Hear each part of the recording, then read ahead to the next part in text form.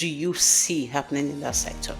Because we've talked about streamlining the process, but that process is an output based on a certain input. And I know that that input is usually very cumbersome, both for the manager, the employee, and the HR person, coordinating the process. So, like, what do you think? Where do you see that going? It looks to me like what we call the chicken and egg problem. So where you have marketplace, so you have input from one end and another, input from the other side. So this question has a lot to do with not just the talent manager or the HR person or the employer, but has a lot to do with the employees as well, or potential candidates who want to get employed. Because what AI does that makes it look magical is being able to identify patterns within milliseconds, like quite very fast, picking up keywords, picking up some certain criteria within a huge array of data. We've heard of ethical biases with AI. How much of this data can impact managing talent in organizations? It can actually have a huge impact because, like we said earlier, AI is just a tool that works quite a whole lot with input, and it's trained over time to become intelligent, querying those data input and then generating outcome.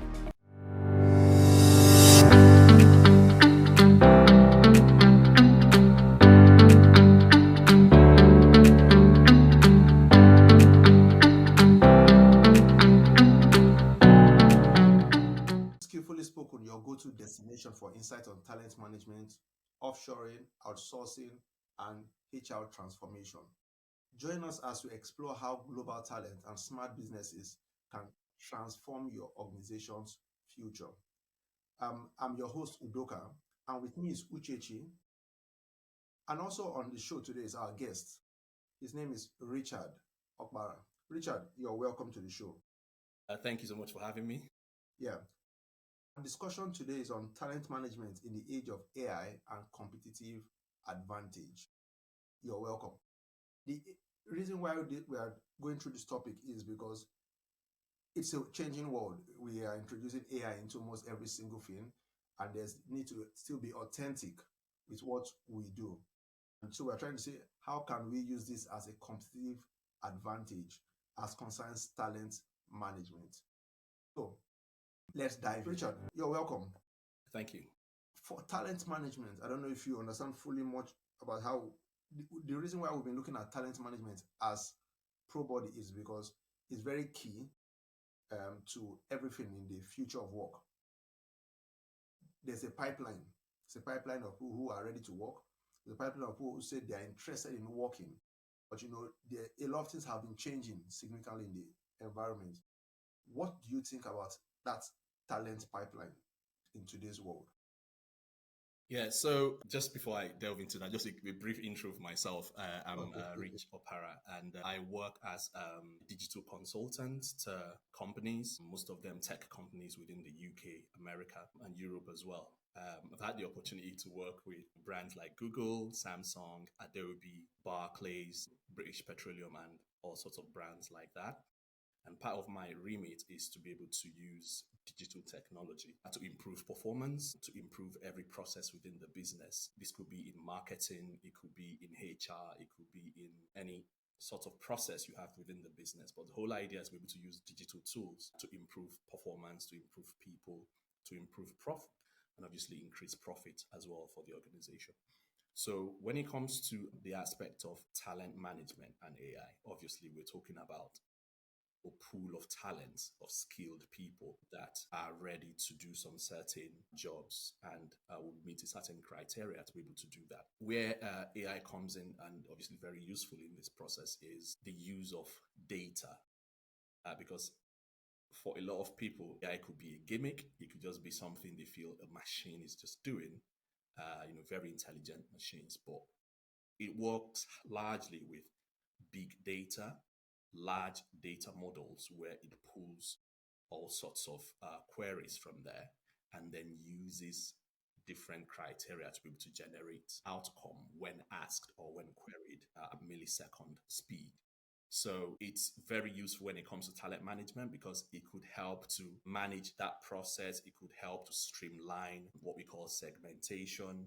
It could help to do a lot of things to make the talent, resource person make their lives a whole lot easier because you can easily go to a particular section or ask a particular query, and then it pulls off people's talent that fit into that criteria. Which would have taken lots of time for the talent person to do. But AI will just make that quite fast and very speedily done within milliseconds. Okay, so I get what you're saying as far how and why we are using AI in today's world. How can we position talent strategically with AI? Because now we're not. It's not.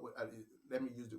I want to avoid the word using people. How can we strategically leverage people, right, in this new world of AI? So one of the things I would say when it comes to the whole AI buzz, because quite a lot of buzz now, people just throw the word around. I was talking to someone when I said someone can actually be frying akara on the roadside and then say the akara is powered by AI. Yeah. So it's a buzzword people just throw around. Yeah. Ideally, in this world of AI, what comes to mind, at least from my own experience, is a word that is not necessarily technology driven, but human driven. And that word is adaptability. I think it's a soft skill that would be the most important skill set into the future. Because now we're dealing with human machines or man machine, humans, in liaison with machines or data or AI as we may know it. Anyone who cannot adapt will be left behind. And adaptability has a lot to do with being open to learning new skills, being open to learn fast, being open to adjust, do quite a lot of things that you need to do to fit in part-time, per role, per culture, per organization, or per any opportunities you might have. I'll give you an example. I've worked with diverse companies that do different things. At the last count, so I've done some work with like big tech companies. I've worked with a financial organization in Barclays. I've worked with oil and gas company, retail, sport and entertainment, media agencies, and even some sectors that have absolutely nothing to do with my skill set. But the whole idea is if you can adapt, you will fit in and then grow yourself to become useful as time goes on. Because whether we like it or not, by this time next year, things will change. And it just keeps changing. So for those who can adapt, again, changing does not mean losing yourself or changing your career or doing something that you're not suited for. Changing means adapting to make your skill set fit into the system that you find yourself going into the future. And that sometimes will require learning new skills. That sometimes will require imbibing some new attitude or attributes, which may not have to do with learning. For example, managing your time better or being able to not procrastinate at doing something. So little things like that have nothing to do with learning or that have nothing to do with what we call like going to learn a technical skill are part of the things that people need to imbibe. They may not know that they're actually deficient in those areas until time will reveal that when they start working with different organizations or different areas where technology is now merging with the human mind. And I absolutely like your point, Richard. This is, I don't know, Udoka, if you remember in some previous episodes, I think the very first episode that we had, we harped on this, and it was very clear that the one skill that HR professionals should be asking for in interviews, actually, or should be looking out for, is adaptability. And I would like to add maybe willingness to learn, because it's one thing to be a quick learner, it's another thing to want to learn. Yeah, true. Yeah, so that's the only other aspect of it, because to Richard's point, things are changing rapidly. I tried to do something this morning, and I know that the last time I did it about a few weeks ago, it wasn't the same. So I had to go to Copilot and ask, like, looks like this has How do I do changed. this? Yeah. Yeah, how do I do this? How do I navigate this? So that willingness to learn and now that ability to also learn is very important. But Richard, I would like to take you back to something you said when you were opening about um, talent managers being able to use AI to streamline the entire process of maybe finding the right talent. Now, from an HR perspective, or I prefer to call myself a people and culture person, from a people and culture perspective, when the entire process of managing a talent includes competency, skill, identification, and all of those things. And I know that there are surveys that people do, there are tests that people do. What do you see happening in that sector?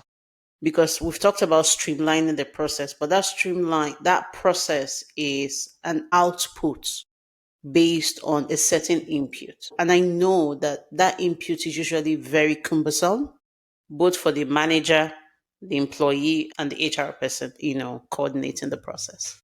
So, like, what do you think? Where do you see that going? It looks to me like what we call the chicken and egg problem.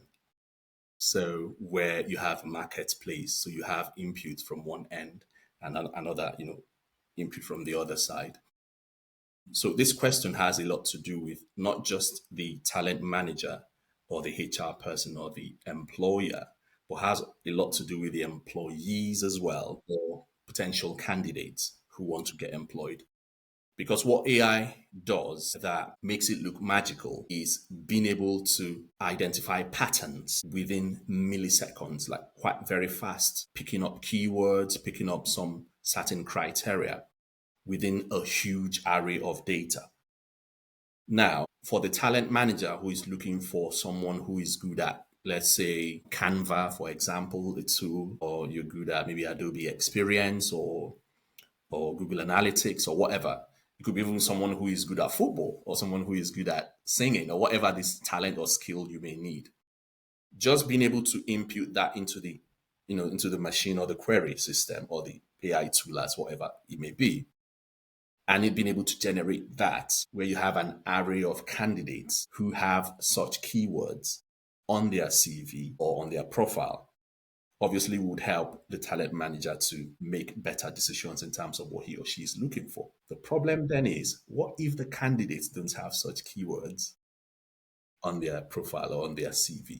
They may lose out Yeah, from being true. identified by the talent manager. So that's why I said it needs both sides of the coin to make that input, because it's more like input and output for the AI to work on huge data and then bring that up in very fast paced time. So for the candidate or potential candidate, they need to also engage tools like this to know how to put their profile together, to know how to present their CV, to know what the market demands and the kind of keywords that you would expect for this particular role.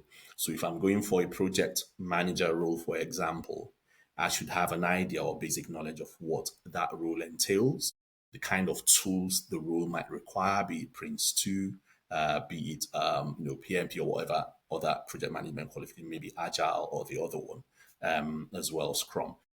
So just being able to understand whatever role one is going for and then be able to accentuate those qualities from one's profile or CV are part of the functionalities or the adaptability we're talking about. On the candidate side, we're not talking about lying on the CV. We're not talking about putting skills that you don't have. No, we're talking about the things that you can do or have done, but being able to use the right words to deliver them so Describe they them. become more visible and easier to query or pick up, by the tool when the talent person or HR manager is starting to use AI tools to look for candidates within that area. Okay, so there are two questions burning in my head right now as you were talking. The first one is this keyword. I may not know it. I may not know what will be Yeah. needed in the next few years. Things are changing, right? Can AI not prompt the employee at the point of imputing, maybe uploading their profile or whatever, say these are the keywords that are relevant to this job. Do you, I'm just thinking here, do you want to maybe use them? Yeah. Because some people don't even know what the keywords should be. Hmm. Some know, but sometimes these keywords are not exhaustive. Yeah. What is keyword for where I work might be different for where you work and Hmm. all of that. So, like, is this something maybe that's possible? The second question, I'll just go back to back so that you can take that. The second question is, there is a debate. Is AI a competitor or a collaborator? Okay.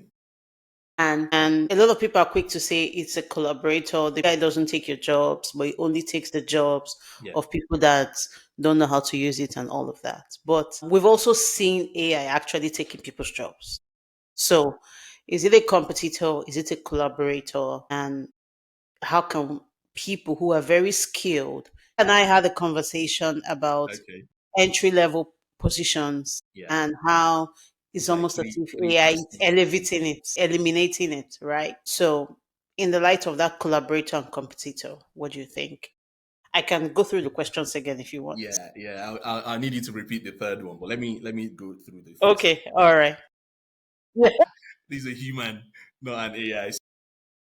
The first one about the potential candidates, knowing the right keyword to use or what to input on their CV or on their profile, because they may not know what the company wants or what they need or what their culture is internally. For the most part, on the candidate side, you will get the idea from the JD that you got from the job advertised. So if the company is looking for a cashier, for example, let's say a bank or something, financial institution, looking for a cashier, you would find the words used on the advertised role. Of course, you're not going to use word for word what is on there because this just doesn't make any sense. Being able to understand what the JD is, the job description, and being able to use those words in your own terms that that industry is familiar with.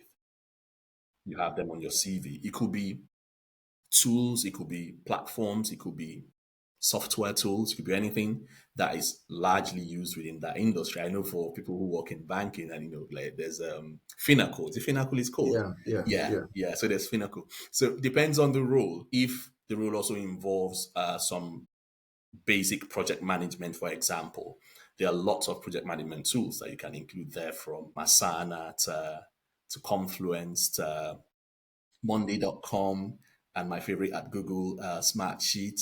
There are lots of them you can have on there. So it depends on what the JD is for the advertised role. But like I've always said, one does not necessarily need to make up stuff on their profile, on their CV. It is what you have done or what you know that you put there. But then you can then use the right words to convey your experience to fit into that industry. Because once a candidate does that, whatever the organization, the talent person, the HR person does, using the AI tool, it will find a way to be able to pick out the candidate and then make their lives a lot easier. Easier. The second question is AI a competitor or a collaborator? I would say largely a collaborator. Of course, there's been cases where it's a competitor in small categories, especially categories that require maybe, just maybe, some unskilled Yeah. labor that Repeat require task. routine Yeah. that can get the machine to do that. So those ones can be, upended by the system or by digital tools or by AI or other things. But overall, it's a collaborator, I would say that, because AI is basically using big data, huge amounts of data to create a pattern, to do all of that, and then generate such responses to any query, which mimics human intelligence. So the fact that it is mimicking or kind of, fashioning or, patterning itself to human intelligence means it needs the human Yeah. to be that intelligent. So in essence, AI won't be that intelligent without Yeah, human. the human. So it's a collaborator, and because AI learns over time. So the more it is used, the more input is going on it, the more it grows, the more it learns and become more sophisticated. And then but I don't think it's going to take everybody's job. Like that's not going to happen. It's like saying the internet or video platforms like Netflix and Hulu and Prime Video or the likes of them would take out the television, because television is like how many years old now? Television is still there. Even though it's not been largely used by some people, it's still there. It's still a platform that people still use, despite the advent of the internet, of VOD, video online and video on demand and things like that. So that's the way I see. I can't remember the last question. Yeah, the last question is about whether AI Hmm. is going to be taking up at least entry level jobs. And I asked this because Udoka and I were talking about this recently. I have a friend whose job is essentially to train AI. Okay. So, and there are people like him, Hmm. humans who are paid to train your AI to think like humans, to process things like humans. So they're essentially replacing human beings with AI machines in terms of thinking and thought process. And it's such an intensive process for them. Yeah. And I also know that there are things, and it's something that we talked about offering here in ProBody, where there are assistants. For instance, in HR, there is HR AI assistant that you can basically just train to answer your HR questions, taking into cognizance your local employment laws, your policies within the company, and all of that. So, for a role like that, you may not really need, say, an HR officer Hmm. anymore Hmm. or HR coordinator, Yeah. because there is an HR assistant powered by AI that is. So, in terms of talent management, and to your point about adaptability and upskilling, like there is a problem, but do people see the problem, and what can anyone do about it? Okay. So Especially for new graduates or people yeah, that are just yeah. fresh out of school. Yeah. So for a lot of entry level roles, that would vary, obviously depending on the country, the location, the type of role, the industry, and the likes of them. From my experience, so I recruited some new people into my team last month.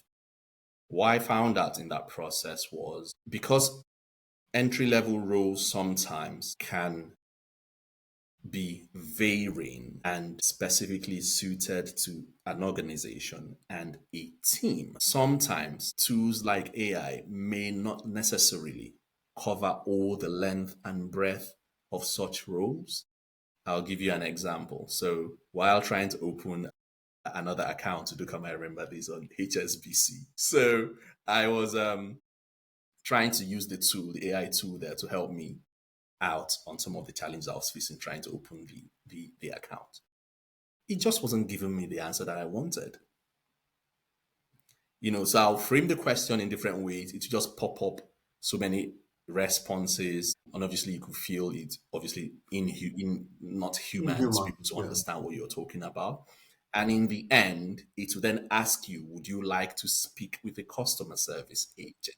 And I'll gladly say yes, because the AI thing is just freaking wasting my time. You see what the problem is? So we might say, okay, that AI tool is going to replace the entry level customer service role or whatever. But we all know that it does not cover everything that millions of customers out there may want to ask. So there will be loopholes, there will be lapses that need to be filled and still covered by humans.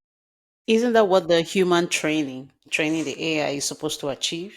Isn't that the gap it's supposed to close? I mean, it may not be immediately available Yeah, now, yeah, but in the yeah. future, right? Yeah. So like I said, AI is trained to become more intelligent, to become smarter. The more data, you pile on, the more it becomes, and the more it's used, the more it, notices patterns and then imbibe patterns. But there is no way, because it hasn't really got feelings, that it can prompt every single scenario. It's not just possible. because humans are this humans. just reminds me. This just reminds me in the early 2000s Yeah, when it was where people were told, start using the computer or die.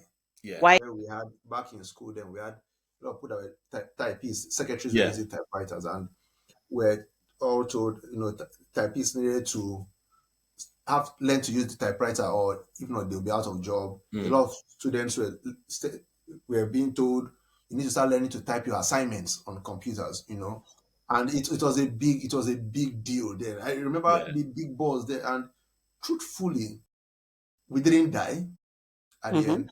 But one thing that was sure, those who didn't want to upskill, like for those who were typists, who were secretaries that didn't want to get to the typewriter, I mean to move to the computer, they just had to change how they work. Maybe they lost their jobs there, and what would have happened? They now changed how they do their work.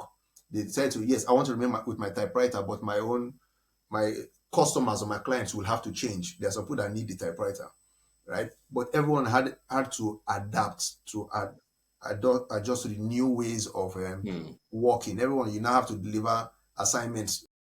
You have to type all night. You couldn't just give a typist to type on their typewriter and do it again. So those are kind of changes that I see mm, happening here. People were scared of the computer coming on, Yeah.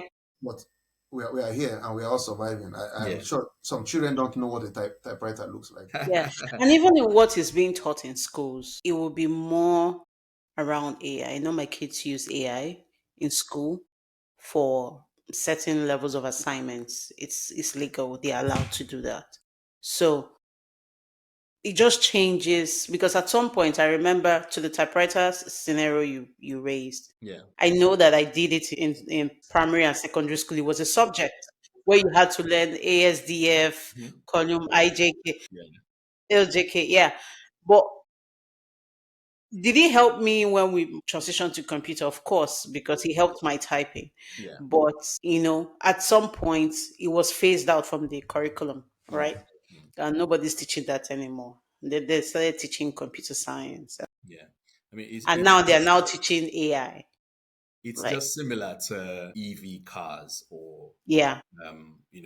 the kind of cars that we have now. I think in some countries like Canada, I think like about 70% of cars are EV, if I remember thereabouts. Well, we haven't gotten there, but that's what the government Sorry, wants. Norway, not Canada, Norway. Okay. Yeah. But I Okay. think that of Canada is 70% automatic cars, not manual. Yeah. Yeah. Yeah.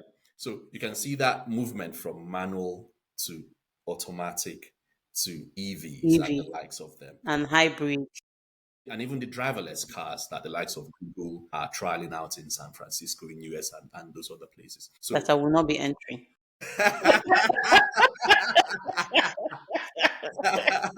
the thing is, over time, it will become normal. But I get your point about not entering driverless cars because if I find myself in a driverless car, there's no way I'm not looking straight on the All true. windscreen and where it's going. You will not catch me.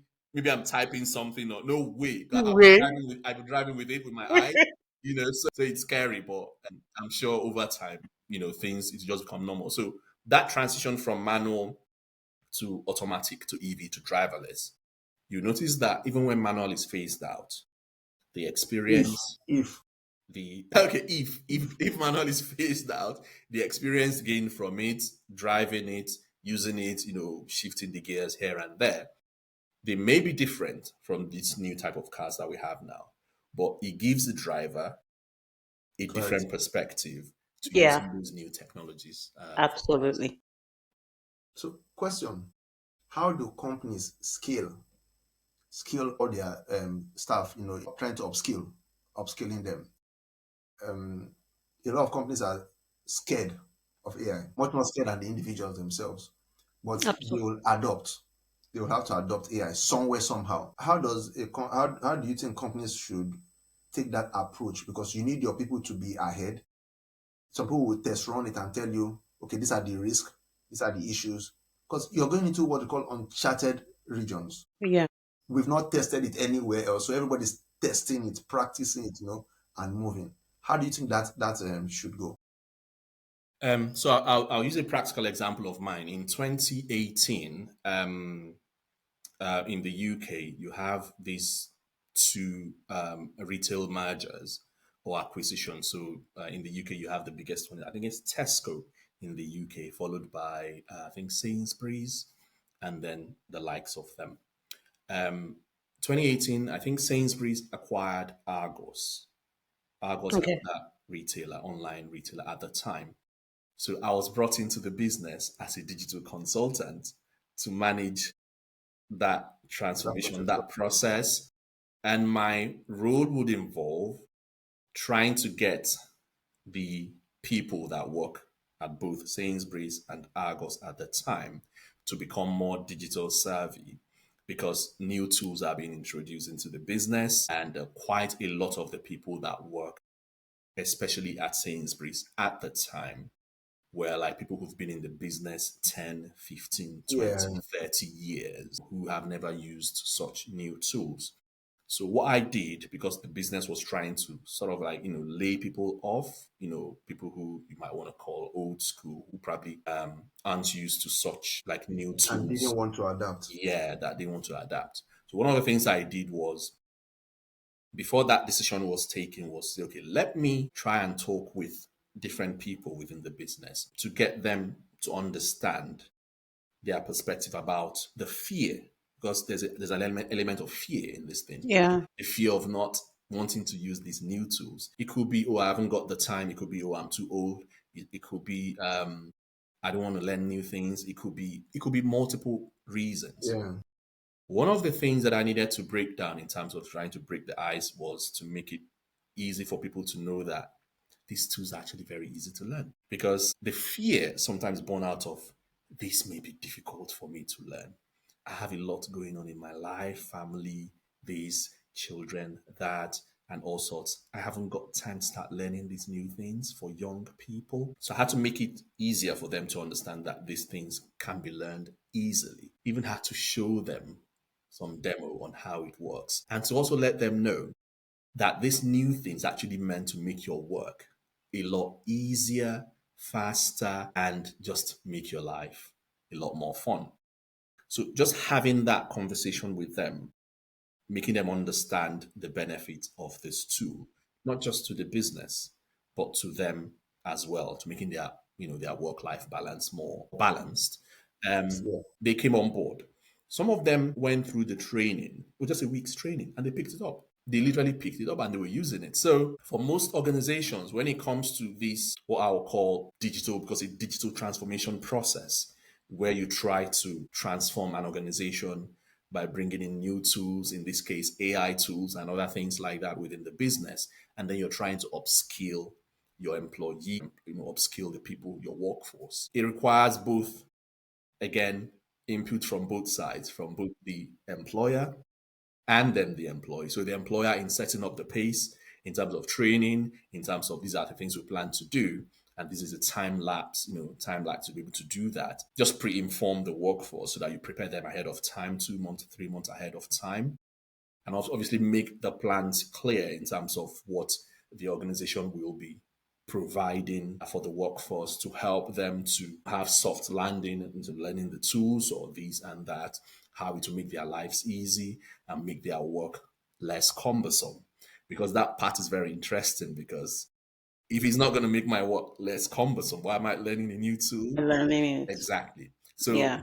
the organization needs to approach it not just from the business side in terms of what a business stands to gain, profitability and all that, but also for the workforce, what they stand to gain in terms of how it would impact their lives. So that's on one end from the organization. The other end is for the people themselves. So beyond the facilitations from the organization itself to help them to upskill, they also need to do their own personal, you know, self-improvement. So for example, I could get home and then start searching out this tool, checking YouTube videos, asking questions online about it, even using AI tools to ask questions about the AI tool. So that would then put me in good stead by the time I return to work. And then they are talking about this tool or they are teaching about the tool. I already have some ideas based on personal work that I've done on myself. So these are the kind of things I would say will be very useful in that situation. Yeah. But do you think there's a risk that companies might try to over automate, right? And get into put themselves into much more problem. It's not necessarily cheaper Hmm. to automate some process, because I know there's some processes that need to remain manual, some processes that require critical thinking, there's some processes that require human touch Hmm. and efficiency. Growing up, I've seen some elderly people that would say, you know what, I need to enter into the bank every day to see my account officer to see what's happening to my money. Yeah, I'm not ready to go and use an ATM. I'm not ready to use to hear them talk to me over the phone. yeah, Someone gets a call from the bank. The next day, you see my father is getting to the bank. Did somebody from this bank call me? Because there are some people you can't throw that all away. yeah. Yeah.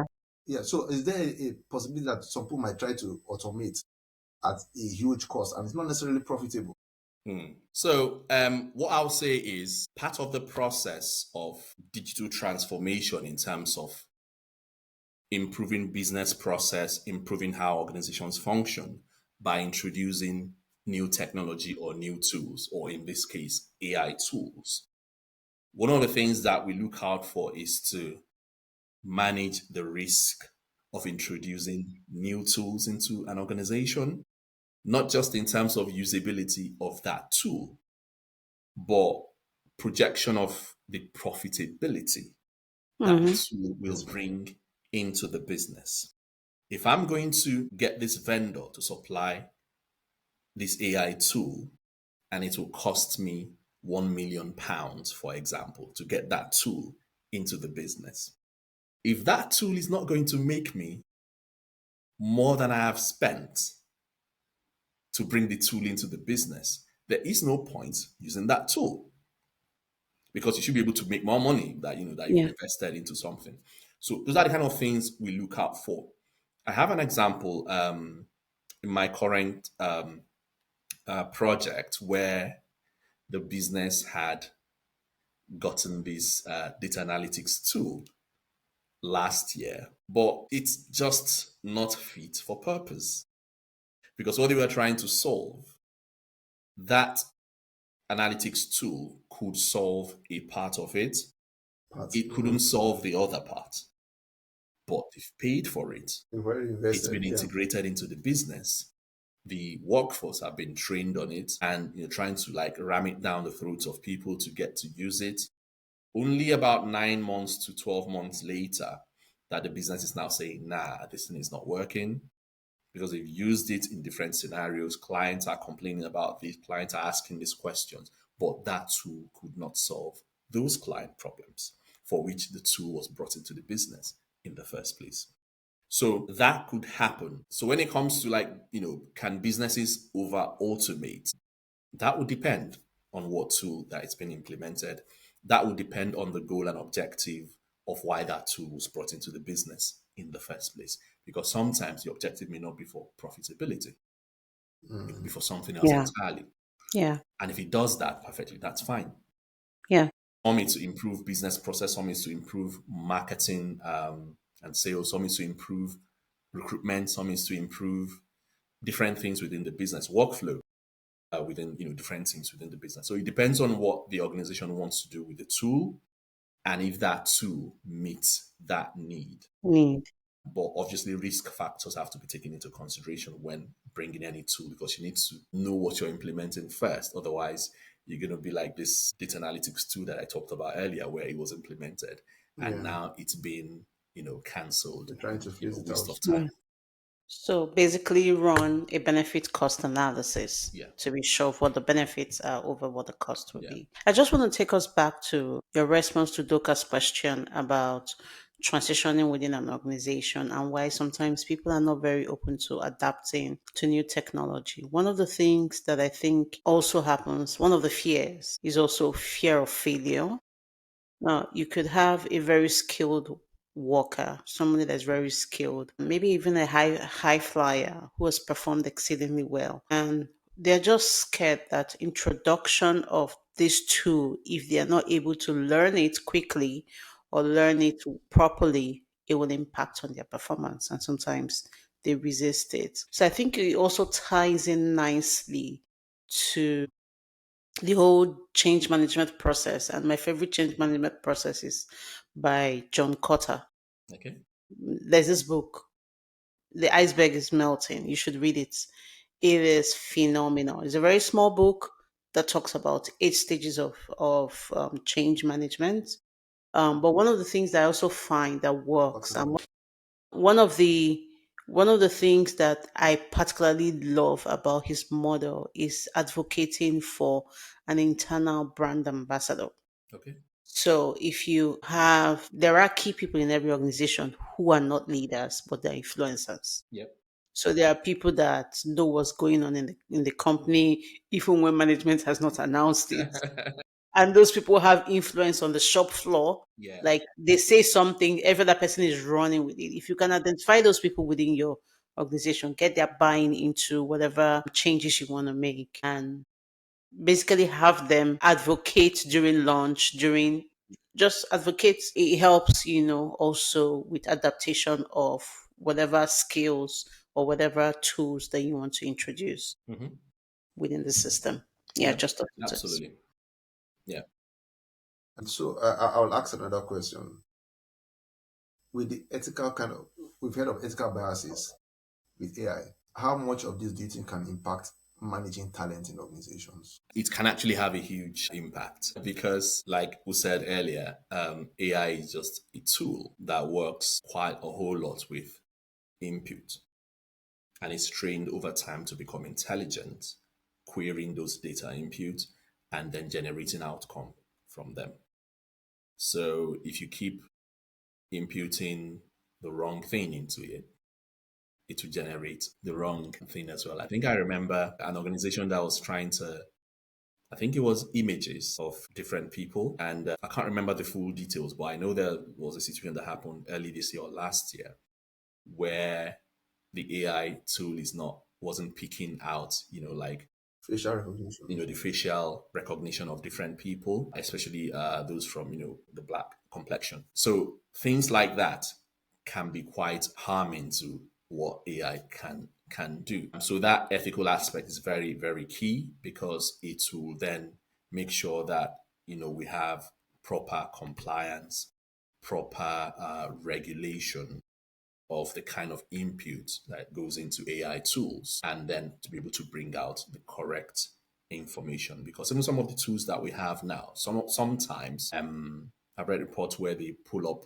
the wrong info when you type in the query. So that depends on what was put in there. So that ethical aspect is very, very important. So within talent management, for example, if the correct data or requirement or input are not put into the system, it may pull up the wrong candidates for the organization. And then Yeah, when you go in that direction, you may then end up having to maybe employ someone who is not fit for purpose for the role. Whereas you may have better candidates that the thing did not pick out because of the kind of information it was fed. And but it was able to bring out the wrong candidates. and also the concern of people that use AI but never ever ever declare that they use AI. They try to pass it off as their own intellect. Like we all know what AI looks like. Yeah, yeah. That right to be posted on LinkedIn. I've seen that a few times. You Even know? in group chats, you find people Yeah, using AI to respond, and I find yeah. it a bit weird because We're as just having a conversation. Like it's not that deep. like it's not that deep. Like you just use your intellect, just think Yeah. and churn the thing out. So, but on the other side as well, which I think you probably ask later, is the aspect of the impact on AI on human On talent. intellect. That's another area as well. But I'll leave that to whenever you No, get. no, let's if we're already there.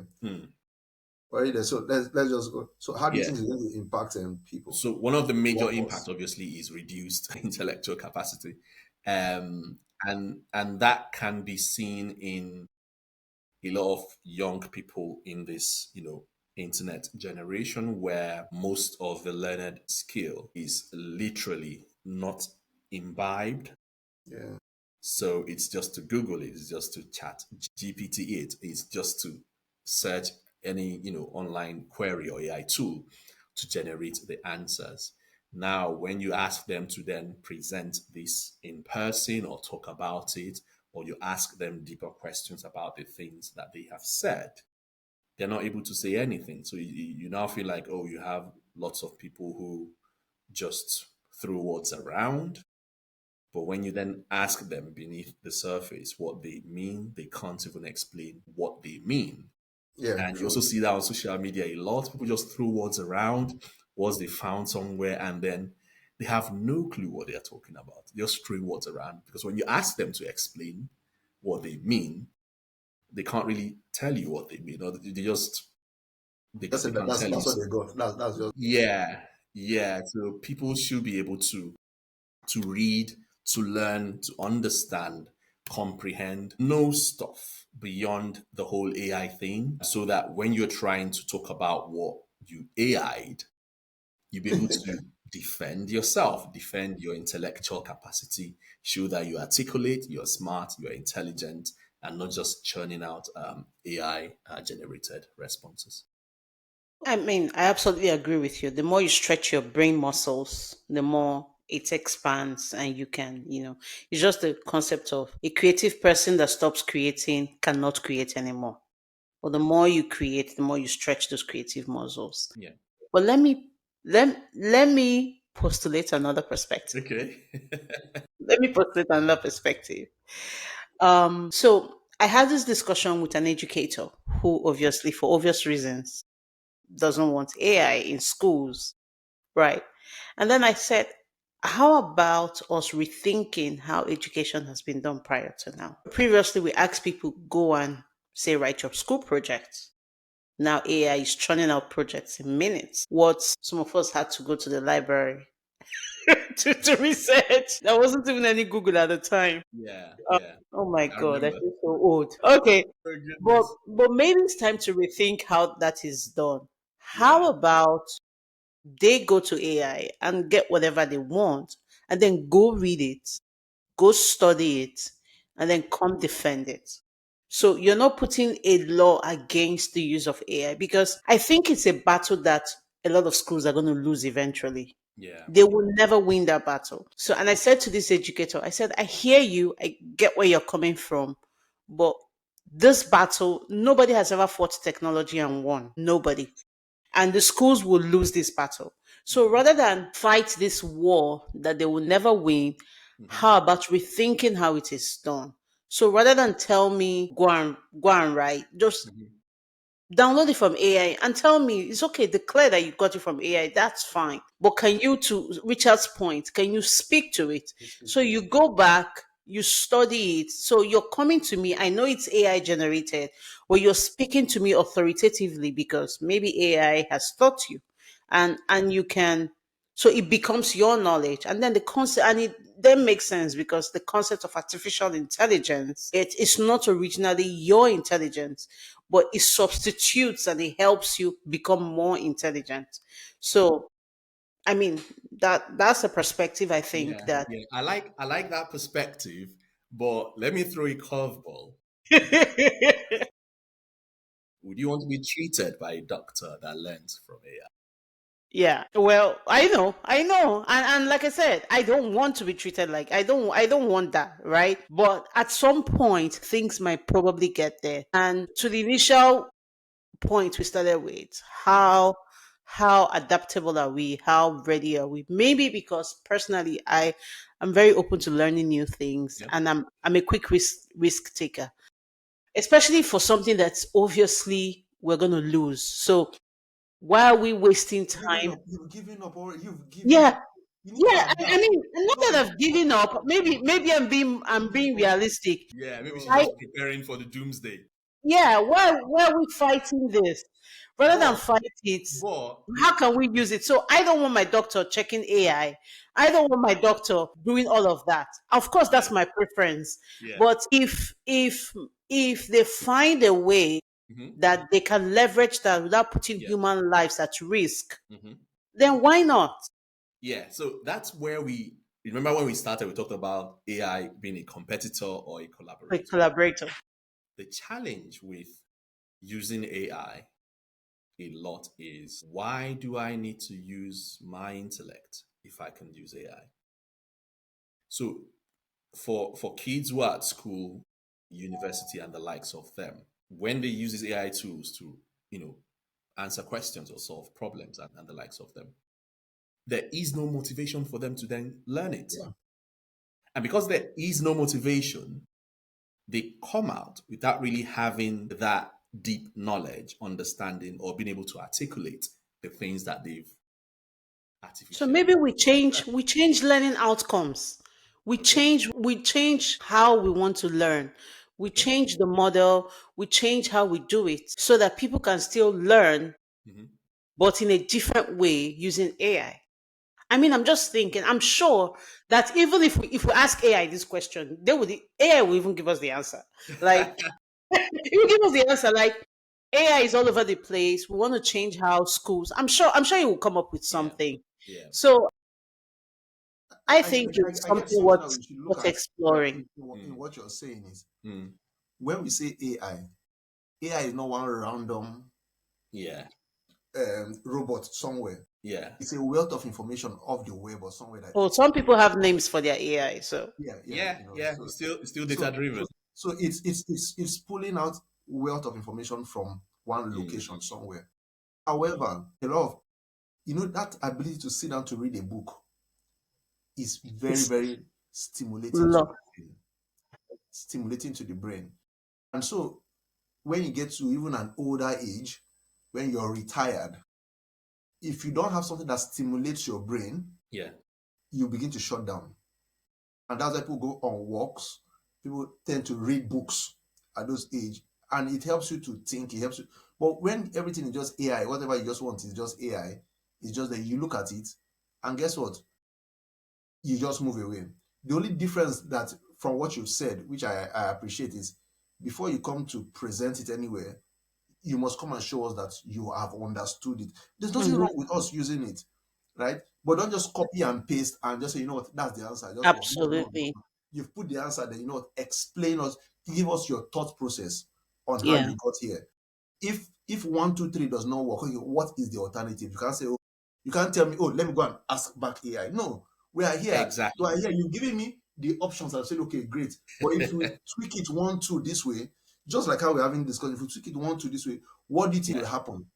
Yeah. And as you said, why not use cut our model for this in change management? And the person like, can I go and check it and come? No, we're having a discussion A Discussion. live discussion. what this Yeah. model is all Yeah. about. Yeah, Yeah. I think one of the things that will help to facilitate, and that's very solid.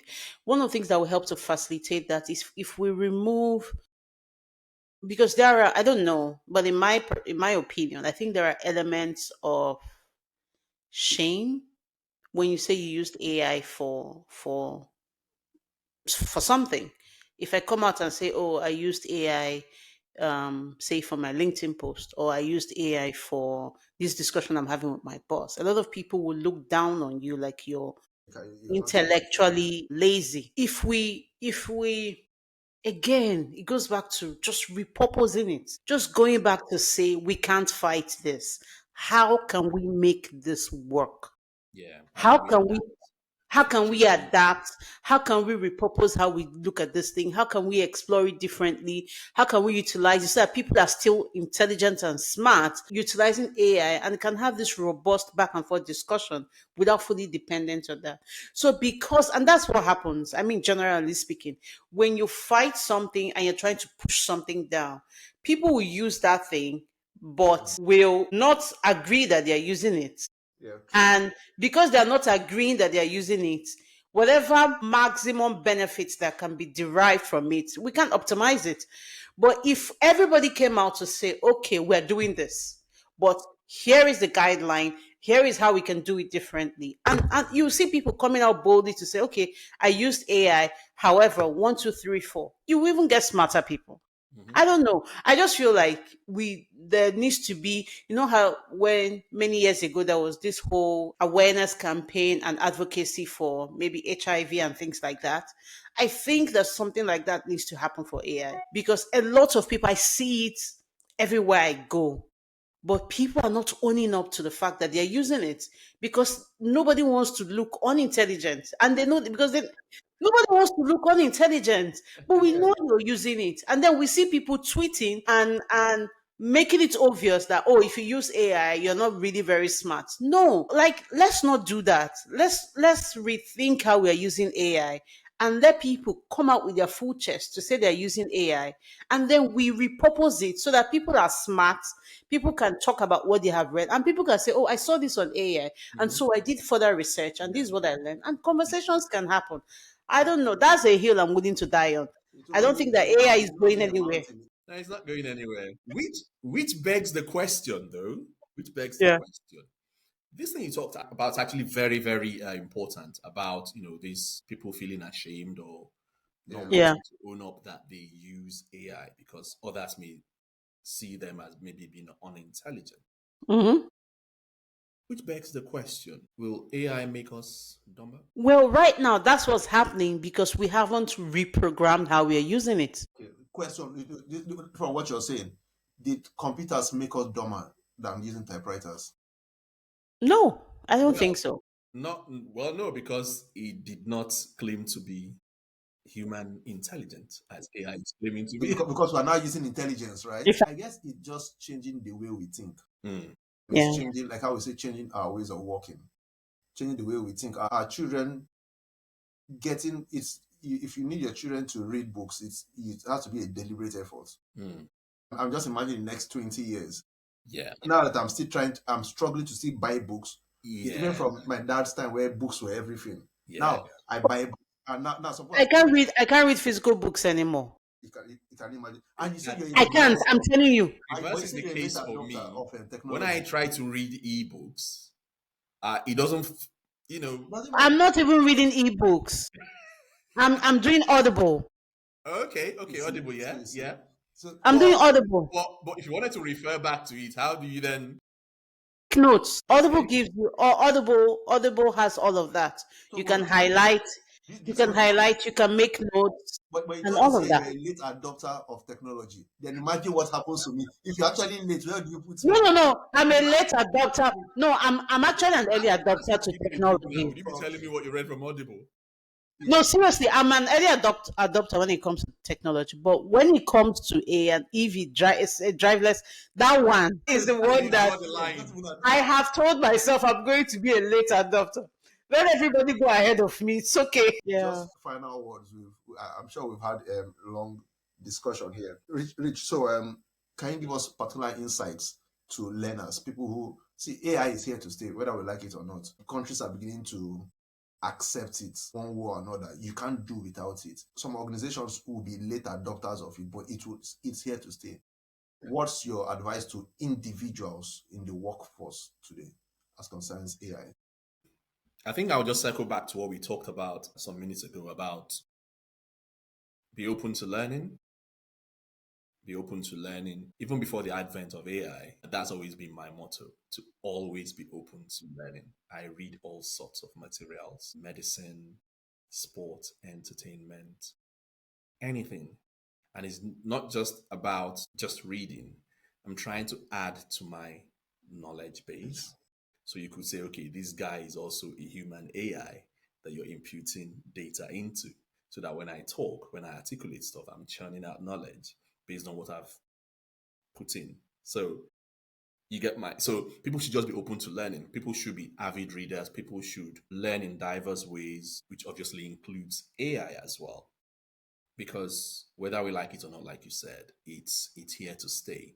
So just understanding how it works, how you can use it for different things, especially how it impacts your own industry where you work, whether in pharmaceutical, in retail, in sports, entertainment, medicine, whatever sector you work in, banking, finance, and the likes of them. Just understand the tools that are usable within your industry that you can then start understanding or learning them. And also, there might be other AI tools that you can use for fun, for games, for other things like that. If you have kids here and there, or if you just want to relax, have fun, entertainment, use them. So just being open to learning, and that for me will probably be my final words. Always be learning. As you just said this now, I just remembered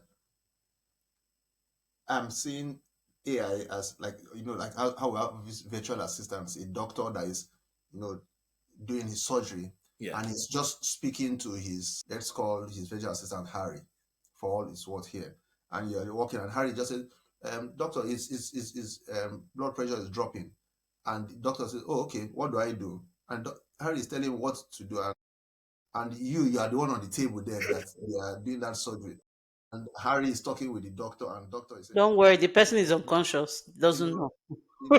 and you're worried, and Don't, you're I don't worry about that. The person is unconscious. no, but that's the future of what Yeah. we see Yeah, happening. Or you're at yeah. work and your boss has given you a task, or there's a board meeting you need to attend, and you're speaking to your AI and say, Hmm. okay, I need to do this, and which one do you But think I that's should do? happening already. People are Yeah, using it's it for happening already. Yeah. recruitment. Yeah. It's So happening already. yeah, Yeah. yeah, so and there's this holo, the future, all these movies you watch, you see on your wristwatch, there's this hologram. Very soon you'll just be talking with it. It's the future. As long as you can think it, we are getting there already, Yeah. Yeah. Yeah. and we can't run away from it. That's No. We can. No. Except driverless vehicle for Uchechi. So. we'll keep pushing it. But she accepts trains. She doesn't want Yeah. to trains, driverless trains, but just for the vehicles. But we'll get there somehow. Thank you so very much. Thank Yeah. you. Oh, I guess my final word would just be embrace technology. Hmm. It's pointless fighting. It's a waste of time, a waste of emotions, and a waste of investment. Just embrace it and maximize it. That's it. Thank you so very much, Rich. Before we go, how did you get into this space where you are? I just got in there by trial and error, I'll say. But on a more serious, and so the one of the first organizations I worked with in London was a software company. So I got in there as more about biz dev and things like that. But I'm always fascinated by technology. I'm always doing something that has to do with web analytics and the likes of them.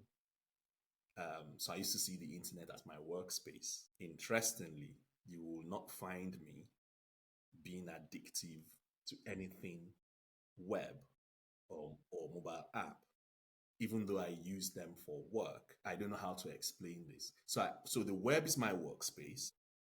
You will not find me in most social media platforms. Yeah. Never.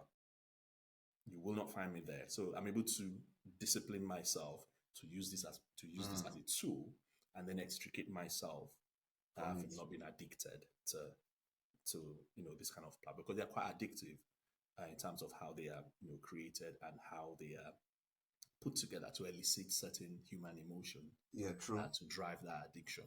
So I work with that software company in London, and because of my interest in technology, in things like that, I was always with the software engineering team, and that kind of you know caught my attention, and that's how I gradually delved into all things digital. And now I've been on it for the last 15 years, and Look at that. yeah. Talk about early adopters. So I've been doing it for the last 15 years. It doesn't feel like work to me. I just feel like I'm having fun because Okay. I get paid for it. Okay. Yeah. So thank you so much for today's show, Richard. It was really fun. A lot of discussions which we've had here, looking at talent management and adoption of AI. And one thing we are very sure from this is that Uchechi would not be entering any driverless cars anytime in the next in the near future. Yeah. And as you said, people can reach out to you on Twitter. What's your name on Twitter? So my Twitter handle is Riplo at RIPPLO. Okay, Riplo. Thank you for this. And to everyone who has watched this, if you enjoyed this episode, please do share with your friends, like and subscribe on YouTube, on on other social media channels also. Follow us and get the latest news on our episodes as they come true. Thank you so very much, and see you next time. Thank you. Thank you, Richard.